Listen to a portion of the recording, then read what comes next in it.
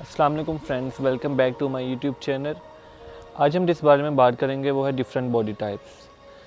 हमें मालूम है कि हम वर्कआउट करते हैं, लेकिन हमें अपनी बॉडी टाइप के बारे में मालूम नहीं होता।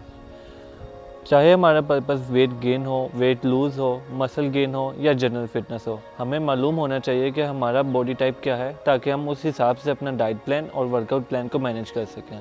जैसा कि हमें मालूम है कि हमारे जेनेटिक्स अलग होते हैं, हमारी बॉडी टाइप अलग होती है।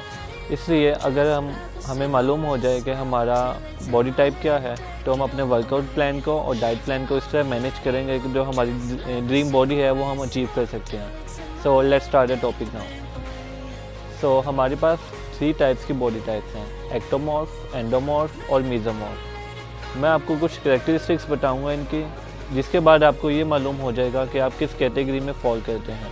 तो सबसे पहले बॉडी टाइप हमारे पास आती है एक्टोमॉर्फ। एक्टोमॉर्फ में वो लोग आते हैं जो लंबे होते हैं, पतले होते हैं और उनकी लिम्स बहुत लंबी होती हैं अमूमन, और उनके लिए इंटेंस ट्रेनिंग करना बहुत मुश्किल हो जाता है, क्योंकि उनकी बॉडी में जो माइग्रेनिन की प्रोडक्शन है वो बहुत स्लो हो रही होती है, जिस वजह से वो इंटेंस ट्रेनिंग नहीं कर सकते, वो वेट लिफ्टिंग नहीं कर सकते। अमूमन एक्टोमॉर्फ में जो लोग आते हैं उनका मेटाबॉलिक रेट बहुत फास्ट होता है, जिस वजह से वो कुछ भी खा लें तो उनका वेट गेन नहीं होता, उनका मसल गेन नहीं होता, उनको इसमें बहुत मुश्किल पेश आती है। तो जो सेकंड हमारे पास बॉडी टाइप है वो है एंडोमॉर्फ। एंडोमॉर्फ में वो लोग आते हैं जो छोटे होते हैं, उनका वेट ज़्यादा होता है, उनकी टमी और हिप साइड से उनका वेट ज़्यादा होता है, उनका शोल्डर जो है वो नैरो होते हैं। इसके बाद उनका एक बेनिफिट भी होता है कि ये अच्छे पावर लिफ्टर होते हैं, ये अच्छी स्ट्रेंथ ट्रेनिंग कर लेते हैं। लेकिन जहाँ से इनको मुश्किल पेश आती है वो ये है कि इनका वेट लॉस बहुत देर में होता है, जिस वजह से इनको बहुत सी परेशानियों का सामना करना पड़ता है। तो हमारे पास थर्ड टाइप है मेसोमॉर्फ। ये सबसे लकीस्ट टाइप है, इसमें लकी पीपल इंक्लूड होते हैं। उसकी रीज़न ये है कि इनकी बॉडी में परफेक्ट बैलेंस होता है फ़ैट और मसल का। इसके अलावा इनको वेट गेन या वेट लूज़ करने में कोई मुश्किल पेश नहीं आती, इनके लिए ये इजी प्रोसेस होता है। इसकी रीज़न ये है कि नेचुरली गॉड गिफ्टेड होते हैं, इनकी फ़िज़ीक ऐसी है कि ये इसको किसी भी शेप में लेके आ सकते हैं। आई होप कि आपको मालूम हो गया होगा कि आपका बॉडी टाइप क्या है। अब हम वर्कआउट प्लान और डाइट प्लान के बारे में बात करते हैं, जो आपको हेल्प करेगा आपका गोल अचीव करने के लिए। अब हम एक्टोमॉर्फ को डिटेल में देखते हैं। सबसे पहले हम कार्डियो ट्रेनिंग की बात करते हैं। एक्टोमॉर्फ में जो लोग आते हैं उन्होंने कार्डियो ट्रेनिंग को बहुत ज़्यादा नहीं करना। उसका रीज़न ये है कि उनका मेटाबॉलिज्म ऑलरेडी बहुत फास्ट होता है, लेकिन इसका मतलब ये नहीं है कि आपने कार्डियो को बिल्कुल छोड़ देना है। आपने कार्डियो को वीक में 2 to 3 डेज़ करना है, जिसका सेशन आपने 15 to 20 मिनट्स का रखना है, और इसकी इंटेंसिटी आपने लो लेवल की रखनी है। आपने ज़्यादा हाई इंटेंसिटी का कार्डियो ट्रेनिंग नहीं करनी। अगर हम एक्टोमॉर्फ में स्ट्रेंथ ट्रेनिंग की बात करें, तो एक्टोमॉर्फ में जो लोग आते हैं उनको स्ट्रेंथ ट्रेनिंग में ज़्यादा कंपाउंड मूवमेंट्स की तरफ जाना चाहिए as compare to isolation movement. Compound movement means squats, deadlift, bench press, pushups etcetera. इसके अलावा इनको वेट लिफ्टिंग की तरफ जाना चाहिए, इनको ज़्यादा मशीन्स पे रिलाई नहीं करना चाहिए। अगर हम बात करें रेपिटेशंस की, तो हमें 8 to 10 रैप्स का एक सेट करना चाहिए। उसके अलावा जो आपने टाइम रखना है एक सेट से दूसरे सेट के दरमियान, वो 40 to 60 सेकंड्स का करना है। अगर हम एक्टोमॉर्फ की डाइट के बारे में बात करें, तो जैसा कि हमें मालूम है कि इनका मेटाबॉलिज्म रेट बहुत ज़्यादा फास्ट होता है, लेकिन इसका मतलब ये नहीं कि ये जंक फूड की तरफ आ जाएँ। जंक फूड अगर आप लॉन्ग पीरियड के लिए लेंगे तो आपका बेली फैट इंक्रीज़ हो जाएगा और आपका मसल्स उसी साइज़ में रहेंगे, वो पतले और लंबे ही रहेंगे। इसलिए आपने जो अपना डाइट प्लान बनाना है उसमें आपने 600 to 800 कैलोरी सरप्लस रखना है। उसके अलावा आपने कार्ब्स का इंटेक ज़्यादा करना है और प्रोटीन आपने एक गुड अमाउंट में लेना है।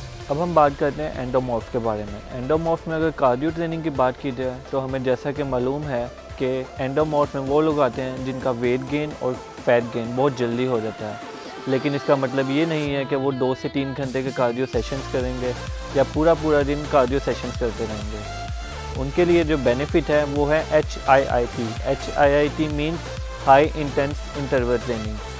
इसके सेशन उन्होंने वीक में 4 to 5 सेशंस करने हैं और हाई इंटेंस ट्रेनिंग करनी है। इससे उनका फैट लॉस भी जल्दी हो जाएगा और वेट गेन जो हुआ हुआ है वो भी कंट्रोल रहेगा। तो अब हम बात करते हैं एंडोमॉर्फ में स्ट्रेंथ ट्रेनिंग की। जैसा कि हमें मालूम है कि एंडोमॉर्फ में जो लोग आते हैं वो हैवी लिफ्टर होते हैं, तो उन्होंने जो अपना वर्कआउट प्लान डिज़ाइन करना है उसमें उन्होंने आइसोलेशन मूवमेंट्स और कंपाउंड मूवमेंट्स दोनों को इंक्लूड करना है। उसके अलावा उन्होंने वर्कआउट की इंटेंसिटी मॉडरेट टू हाई रखनी है और अगर हम बात करें रेपिटेशंस की तो उन्होंने 15 to 20 रैप्स को इंक्लूड करना है अपने वर्कआउट में। आपने एंडोमॉर्फ के वर्कआउट प्लान में ड्रॉप सेट्स और सुपर सेट्स को इंक्लूड करना है। आपने strength training 5 to 6 days in a week करनी है। अगर हम एंडोमॉर्फ में डाइट की बात करें तो आपकी जो आइडियल कैलोरीज़ हैं वो 1600 से 1800 कैलोरीज़ हैं। आपने कैलोरिक डेफिसिट में रहना है। इसके अलावा आपने जो अपने डाइट की रेशो रखनी है उसमें प्रोटीन और फैट की अमाउंट ज़्यादा रखनी है और कार्बोहाइड्रेट्स को कम रखना है। कार्बोहाइड्रेट्स को कम रखने का मतलब है कि आपने फ्रूट्स का इंटेक भी कम करना है।